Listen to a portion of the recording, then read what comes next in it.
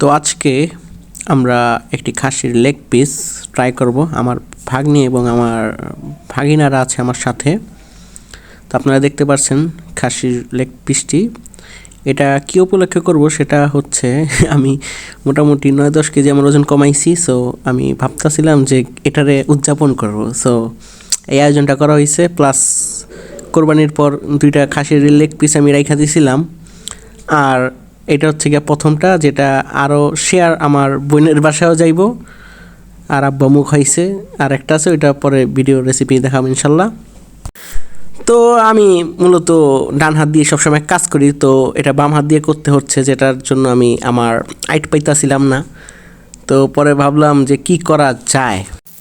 পরবর্তীতে দেখা গেল, আপনারা দেখছেন যে আমি ভাবলাম যে এটার প্রথমে পিস পিস করব, কিন্তু পরবর্তীতে এটা কোনো কাজই হয় নাই। তো আমি তখন ভাবলাম যে এটারে হাত দিয়েই ছিঁড়াছিঁড়ি করুম, এই চাক্কু টাক্কুর ফর্মালিটির গোষ্ঠী খেলাই। তো হাত দিয়ে ছিঁড়তেছে, একটু ঠান্ডাই আসলো, গরম টরম নাই, তো আমার হাত পুড়ে নাই। আর যারা খেয়েছেন তাদেরকে সরি, কারণ এটা হাত দিয়ে করছি। প্লাস আর অনেক জ্বালাইতেছিল পোলাপাইন, কারণ অনেকেই লজ্জা পাইতেছিল ভিডিওতে আসতে। আমি নিজেই লজ্জা পাইতেছিলাম, কারণ এটা ফার্স্ট টাইম।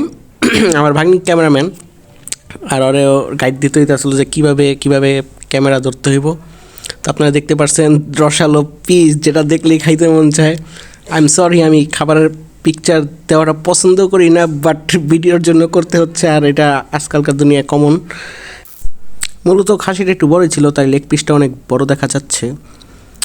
আর আমি ওজন কমানোর অনেক চেষ্টা করছি, অনেক দিন পর্যন্ত আমি তেল চর্বির থেকে অনেক দূরে ছিলাম, ক্যালারি মেনটেন করছি, এভাবেই আমার ওজনটা কমাইছি। যদিও আমি সন্তুষ্ট না, আমি আরও কমাতে চাই। তো যাই হোক, আজকে চিট মিল বলতে পারেন আপনারা। আর আমি এটা একটু করে ভাগ করে দিচ্ছি।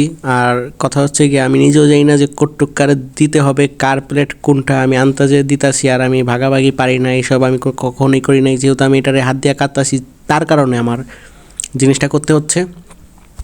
তো অনেকেই ভাবতে পারেন আমার ভাগিনারা কেন আমার ভিডিওতে আসছে না। তো একটারে আমি আনতে পারছি, আর একটা লাজুক, ওইটা ক্যামেরার সামনে আনতে চাইতেছিল না, খাইতেও চাইতেছিল না।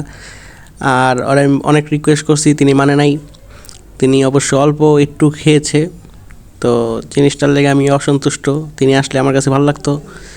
আর জিনিসটা আমি জাস্ট মেমোরি হিসাবে শেয়ার করব আমার ইউটিউব চ্যানেলে। প্লাস যদি কেউ দেখে তো দেখবই, না দেখলেও আমার আসে যায় না।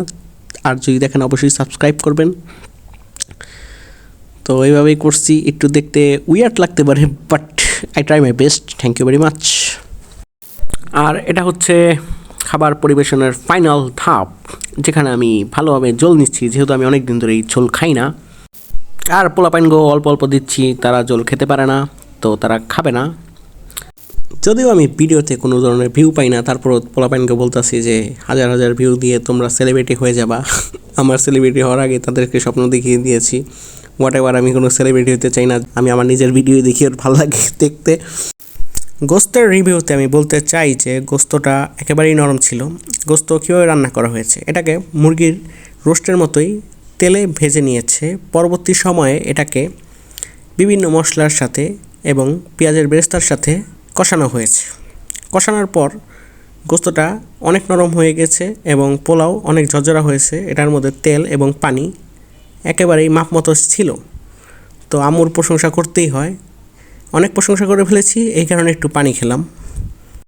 ভিডিওতে আর স্পেশাল কিছু নাই দেখানোর মতো, সুতরাং আমি এখনই বিদায় নিচ্ছি। আপনারা যদি চ্যানেলটাকে সাবস্ক্রাইব না করে থাকেন অবশ্যই সাবস্ক্রাইব করবেন এবং লাইক দিবেন, কমেন্ট করবেন, যা ইচ্ছা তাই বলবেন, আমার কোনো আসে যায় না, আমি রিপ্লাই দেবো ইনশাল্লাহ।